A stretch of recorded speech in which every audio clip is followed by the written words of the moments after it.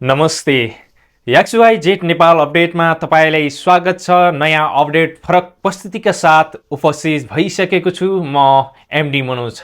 आजको विषय प्रसङ्ग भनेको चोकचोकमा बसेका चोकेबहादुरका विषयमा कुरा गर्न चाहन्छु।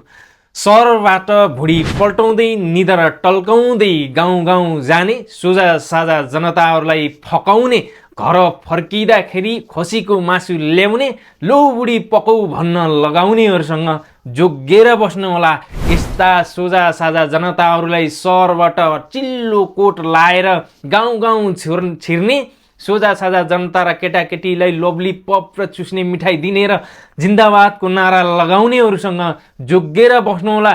चुनाव आयो भन्दैमा तपाईँलाई मकै खन्ने सिजनमा मकै खने जस्तै गर्ने, गहुँ काट्ने सिजनमा गहुँ काटे जस्तै गर्ने, सुन्तलाको सिजनमा सुन्तला बोकेर चौकासम्म पुर्याउनेहरूसँग पनि जोगिनु होला। तपाईँ र म त एउटै जातको हो, तपाईँ र म त एउटै गाउँको हो भनेर तपाईँ र म त आफ्नै हो भनेर फकाउनेहरूसँग